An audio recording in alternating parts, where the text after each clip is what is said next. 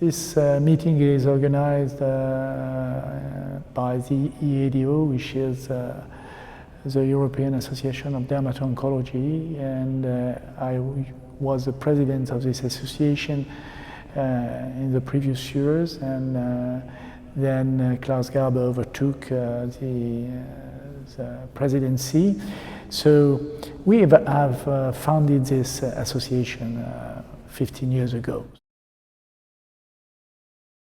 My talk was about the possibility that we have to use new drugs which have been tested so far in very advanced stages, metastatic melanoma, so the targeted therapy, BRAF and MEK inhibitors, and the immunotherapies, whether we could use them in earlier stage, early in the disease. And that is covering the adjuvant therapy after the nodal surgery, usually, the neoadjuvant strategy before the nodal surgery, but you could also think about intervention which could be even earlier.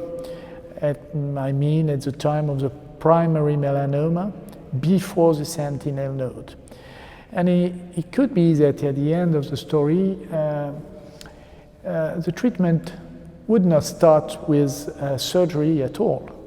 Surgery has a long history over 2 centuries, but once you know the mechanism of the tumors, once you can intervene with immune strategies, for instance, you can imagine that you can reset the disease before surgery or even avoid surgery. So to go to this step, it's not for tomorrow morning, of course. One condition is to really understand the different steps of the disease on a biological point of view. And from this point of view, the neoadjuvant trials are very interesting because they permit a very interesting translational research and to understand what each treatment is really doing on a molecular point of view, on an immune point of view.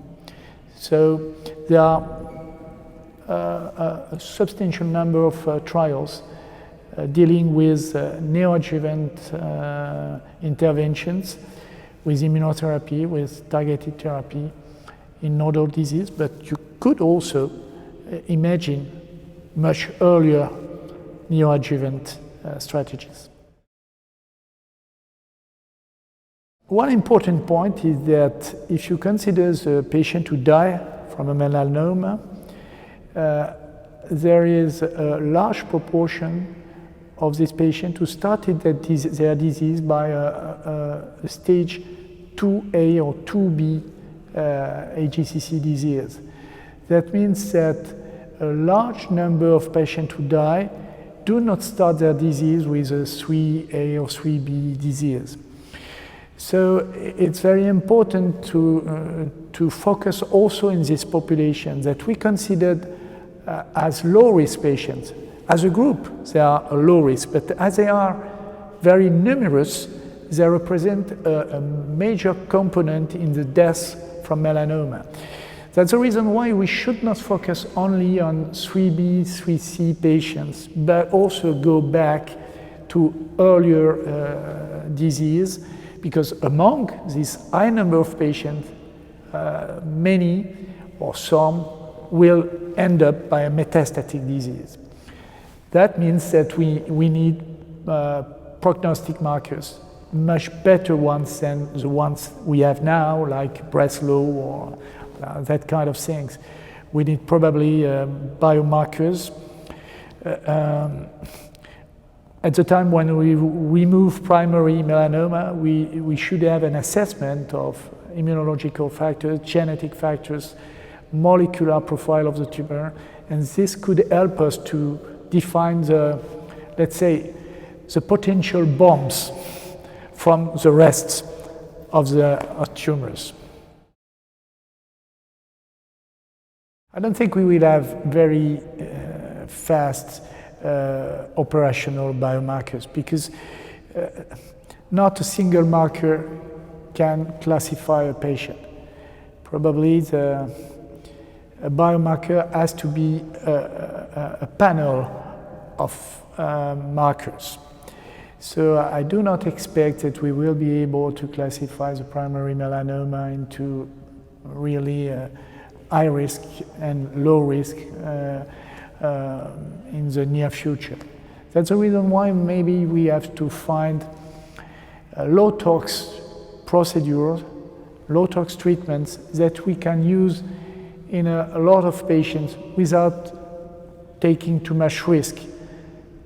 And hopefully within this whole group, there will be those diseases who, by the natural history of melanoma, would kill the patient, and maybe we could prevent it.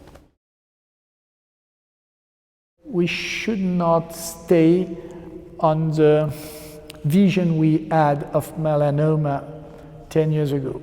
So many things have changed that really the place of the sentinel node, the role of surgery, what should we do on primary melanoma, all these questions have become completely open. And again, we may expect to get rid of the surgery and treat patients just from the very beginning with medical drugs. At least it's possible.